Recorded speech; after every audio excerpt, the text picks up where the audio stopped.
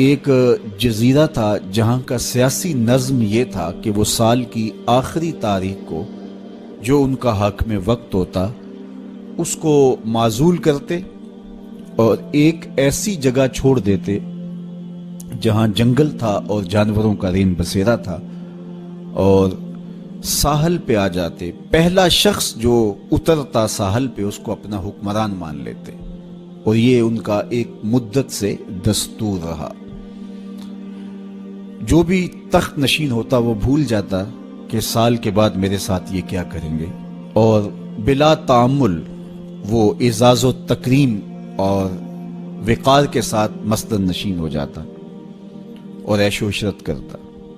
ایک دفعہ وہ اپنا حکمران جنگل کے سپرد کرنے کے بعد ساحل پہ آئے تو جو سب سے پہلا شخص ان کی دھرتی پر ان کے جزیرے پہ اترا وہ بڑا دانا بینا شخص تھا اور پیشے کے اعتبار سے تاجر تھا۔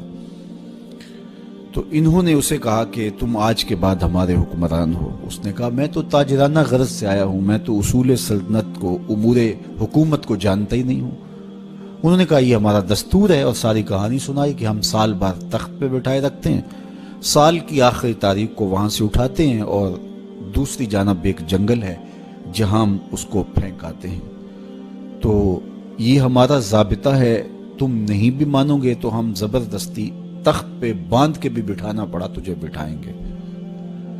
تو جب وہ مصر ہوئے تو اس نے کہا کہ مجھے یہ بتاؤ کہ سال بھر میری بات ماننے کے لیے تو آمادہ ہوگے؟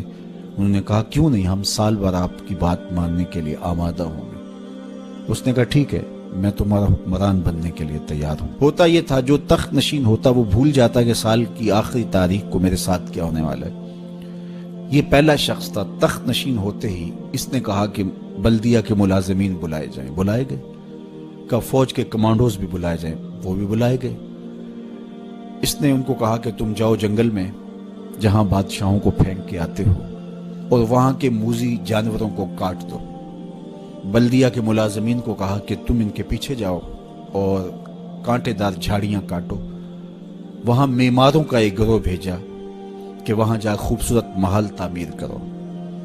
وہاں پھلدار، پھولدار، سایہ دار درخت لگوانے شروع کر دیے، اور پورا سال اس جنگل کو کٹوانے، اس کے موذی جانور قتل کروانے، وہاں محل تعمیر کروانے، پھلدار، پھولدار، ثمربار درخت لگانے میں حکومتی مشینری کو لگائے رکھا۔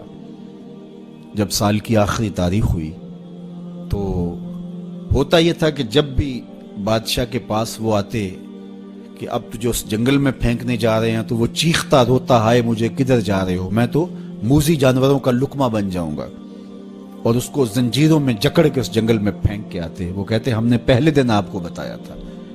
رومی علیہ رحمہ فرماتے جب وہ زنجیریں لے کر آئے تو اس کو کہا کہ ہم تمہیں وہاں پھینکنے جائیں گے۔ تو اس نے کہا کہ زنجیروں کی کیا ضرورت ہے، میں خود چل کے جانے کے لیے تیار ہوں۔ رومی کہتے ہیں کہ یہ یہاں بیٹھ کے تخت پہ اس فکر میں لگا رہا جہاں اس نے جانا تھا، اور اس کو پتا تھا کہ یہاں تو ایک سال بھر کے لیے آیا ہوں، تو میں نے تو پھر بقیہ ساری زندگی اس جنگل میں کاٹ دی ہے، اور وہاں بچھو ہیں، وہاں سانپ ہے، وہاں موذی جانور ہیں، وہاں بھیڑیے ہیں، چیرنے پھاڑنے والے درندے ہیں، وہاں کانٹے دار جھاڑیاں ہیں۔ تو وہاں وہ جھاڑیاں کٹواتا رہا اور ایسے جانور مرواتا رہا، اور وہاں کنویں کھدوائے، وہاں پھلدار پھولدار درخت لگوائے، وہاں محل تعمیر کروایا۔ تو اس نے خوشی سے کہا مجھے کیوں جکڑتے ہو، میں تو چل کے اس جگہ پہ جانے کے لیے تیار ہوں، اس لیے کہ اب وہ جنگل اور خوفناک جھاڑیاں نہیں رہی بلکہ وہ ایک خوبصورت باغ بن چکا ہے، اور وہاں موذی جانور نہیں رہے، وہاں پرندے چہچہا رہے ہیں، کوئلوں کی دل آویز صدائیں ہیں، وہاں بلبلوں کے چہچہے ہیں، تو میں تو وہاں جانے کے لیے تیار ہیں۔ تو انہوں نے کہا کہ ہم بھی ایسے ہی بادشاہ کی تلاش میں تھے کہ جو مستقبل کی بہتری کا ضامن بنے۔ تو کہا کہ جناب آج سے ہم اپنا قانون بدلتے ہیں، آپ تخت پہ ہی رہیے، جس طرح جہاں جانا تھا وہاں کے لیے آپ نے پورا سال محنت کی اور اس کو گلزار بنا دیا، تو آپ تخت پہ بیٹھیے اور آج کے بعد آپ ہمارے مستقل حکمران ہیں اور اس ملک کو گلزار بنا دیجئے۔ رومی فرماتے ہیں جس طرح وہ شخص تخت پہ بیٹھا اور تخت پہ بیٹھ کے اس کو فکر وہاں کی لگی رہی جہاں اس نے مستقل جا کے رہنا تھا، کہا کافر دنیا کے تخت پہ عیش و عشرت کرتا ہے اور وہ بھول چکا ہوتا ہے کہ میں نے بالآخر کہاں جانا ہے۔ فاسق اور فاجر بھول چکا ہوتا ہے کہ اس نے کہاں جانا ہے، لیکن صالح مومن اس دنیا پر آرام سے نہیں بیٹھتا، اس کا سارا خیال، اس کی ساری توجہ وہاں ہوتی ہے جہاں اس نے جانا ہوتا ہے، اس لیے وہ یہاں بیٹھ کے قبر کے کیڑے مکوڑے ختم کرتا ہے، یہاں بیٹھ کر کے قبر کے سانپ کاٹتا ہے، یہاں بیٹھ کر کے اپنے اعمال کے لشکر بھیج کے وہاں کے بچھو ختم کرتا ہے، اور جب وہ اس دنیا سے رخصت ہوتا ہے تو القبر روضۃ من ریاض الجنہ، تو قبر جنت کے باغوں میں سے ایک باغ بن چکی ہوتی ہے۔ تو میرے رب نے کہا کہ ہر جان یہ دیکھے اس نے آنے والے کل کے لیے آگے کیا بھیجا ہے۔ پھر فرمایا واتقوا اللہ، اور اللہ سے ڈر جاؤ، ان اللہ خبیر بما تعملون، جو تم کرتے ہو تمہارا رب اس سے باخبر ہے۔